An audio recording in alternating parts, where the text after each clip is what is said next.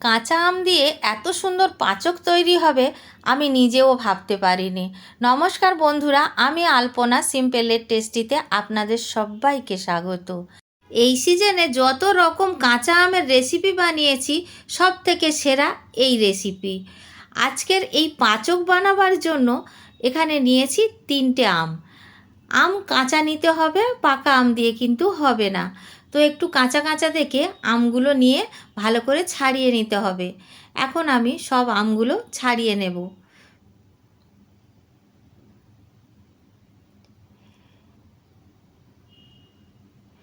আমি এখানে 3টে আম ছাড়িয়ে নিয়েছি। এখন আমি আমগুলো কেটে নেব।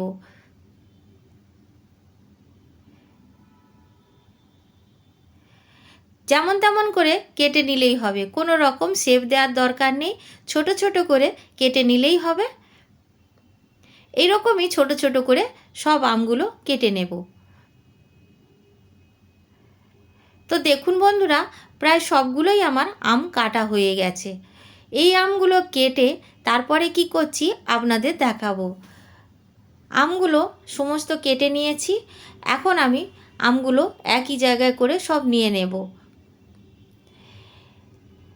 আমগুলো সব এখন মিক্সার জারে দিয়ে ভালো করে ব্লেন্ড করে নেব। আমের সাথে মিক্সার জারে আরও একটি উপকরণ যোগ করে দেব। এটি খুবই লাভজনক উপকরণ, পাচকের জন্য কিন্তু এটা খুবই উপকারী। এখানে আমি দিচ্ছি মিন্ট, মানে পুদিনা পাতা। এখানে ফ্রেশ পুদিনা পাতা পরিষ্কার জলে ধুয়ে দিয়ে দিলাম।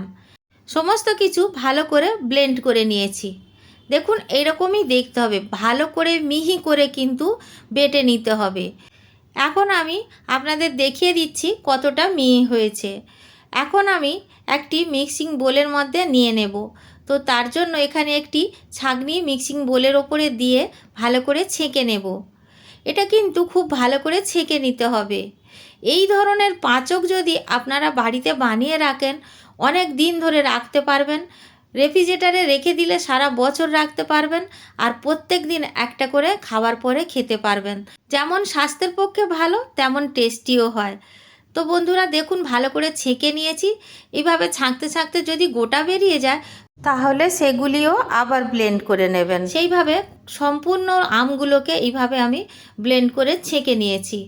এখন একটি পাত্র গ্যাস জ্বালিয়ে বসিয়ে দিয়েছি, তার মধ্যে দিয়ে দেব ব্লেন্ড করে রাখা আমগুলোকে। আমগুলো দেওয়ার পরে খুব ভালো করে ফুটিয়ে নিতে হবে। হাই ফ্লেমে রেখে প্রথমে আমি ভালো করে ফুটিয়ে নেব। আমের মধ্যে দেওয়ার জন্য এখানে মিছরি নিয়েছি। আপনারা চাইলে চিনি দিতে পারেন। মিছরিটা অনেক বেশি স্বাস্থ্যকর, অনেক বেশি লাভজনক। 250 গ্রাম মিছরি আমি দিয়ে দেব আমের মধ্যে। মিছরি সবসময় উপকারী হয়, তবে সেটা যদি তাল মিছরি হয় আর তো কোনো কথা নেই। আপনারা কিন্তু তাল মিছরি পেলে এর মধ্যে ব্যবহার করতে পারবেন। মিষ্টি জিনিস ততটাই দিতে হবে, চিনি দেন বা মিছরি দেন, আমটা কতটা টক আছে বা কি পরিমাণে নিচ্ছেন সেই অনুযায়ী কিন্তু দিতে হবে।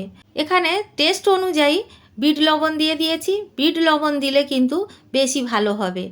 সাধারণ লবণের থেকে বিট লবণের টেস্টটা একেবারে কাঁচা আমের সাথে খুব ভালো যায়। তো দেখুন বন্ধুরা, খুব ভালো করে নাড়াচাড়া করতে করতে এইভাবে ছিটাতে থাকবে।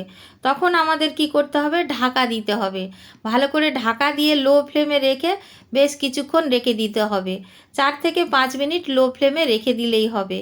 ততক্ষণে আমরা রেডি করে নেব পাচকটা, যেখানে আমরা সেট করব সেই পাত্রটি। এখানে আমি একটি টিফিন বক্স নিয়ে নিয়েছি। এই টিফিন বক্সের মধ্যে অল্প একটু রিফাইন্ড তেল দিয়েছি, দিয়ে এইভাবে ব্রাশ করে নেব। খুব সামান্য তেল দিয়ে কিন্তু ব্রাশ করলেই হবে, বেশি তেল দেওয়ার প্রয়োজন হবে না। ভালো করে সব দিকটা ব্রাশ করে দিতে হবে।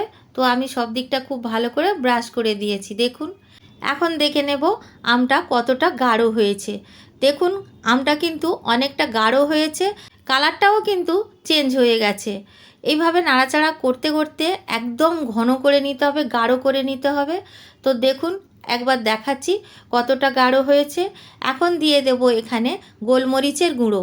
গোলমরিচের গুঁড়োও কিন্তু স্বাস্থ্যের পক্ষে ভালো।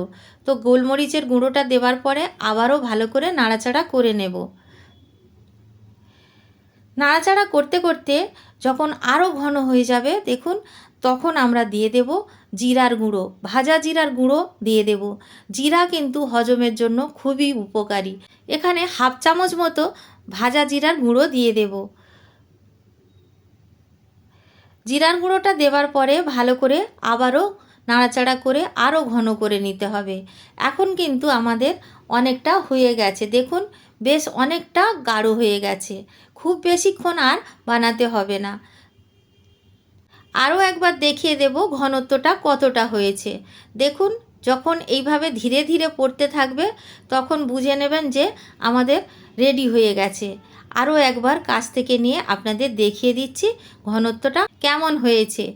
আশা করি আপনারা দেখে বুঝতে পারছেন কতটা ঘন করে নিতে হবে বা গাঢ় করে নিতে হবে। এখন আমরা গ্যাসের ফ্লেম থেকে নামিয়ে নেব। গ্যাসের ফ্লেম আমি অফ করে দিয়েছি। আর এইভাবে নাড়াচাড়া করে নামিয়ে যে টিফিন বক্সটা আমরা গ্লিস করে রেখেছিলাম তেল দিয়ে, তার মধ্যে নিয়ে নেব।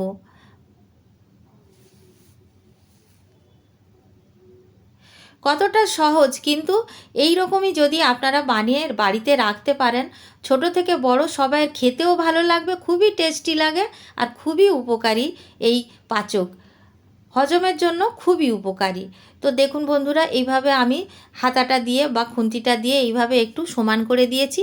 ওপর থেকে খুব সামান্য কাশ্মীরি লঙ্কার গুঁড়ো দিয়ে দেব দেখতে ভালো লাগার জন্য। আর এটা অপশনাল, দিতে পারেন নাও দিতে পারেন, কোনো অসুবিধা নেই। এটা আপনারা চাইলে ফ্যানের তলায়ও শুকিয়ে নিতে পারেন, আর রোদ্দুর থাকলে রোদ্দুরেও দিতে পারেন। তো আমি এখানে 2 দিন আর হাফ দিন রোদ্দুরে দিয়েছিলাম। এখন আমরা টিফিন বক্স থেকে বের করে নিয়ে একটি প্লেটের মধ্যে রাখবো। তো এইভাবে বের করে নেব। খুব সহজে কিন্তু বেরিয়ে আসবে। দেখুন বন্ধুরা কত সুন্দর দেখতে হয়েছে আর খুব সুন্দরভাবে সেট হয়েছে। এত সুন্দর দেখতে হবে আমি নিজেও ভাবিনি, বানাবার পরে দেখছি খুব সুন্দর দেখতে হবে। এটা একটি অনেক পুরনো রেসিপি, আমার দিদার আমলে আমি দেখেছি এইরকমই বানাতে। আর আজকের অনেক দিন পরে আমি বানিয়ে খুব খুশি। বন্ধুরা আপনারা দেখুন, আমি কেটে আপনাদের দেখাচ্ছি কতটা সুন্দর দেখতে হয়েছে। ভিতরটা খুবই সুন্দর দেখতে হবে আর খুবই স্বাস্থ্যকর। বারবার বলছি বন্ধুরা, আপনারা বাড়িতে বানিয়ে রেফ্রিজারেটরে রেখে দেবেন, দেখবেন সারা বছর আপনারা খেতে পারবেন। একটু বেশি করে পরিমাণে বানাবেন, তাহলে কি হবে, সারা বছর খাওয়া যাবে। তো দেখুন বন্ধুরা, এখন আমি কেটে কেটে ছোট ছোট টুকরো টুকরো করে নেব, যাতে করে একটা করে টুকরো প্রত্যেক দিন খেতে পারি।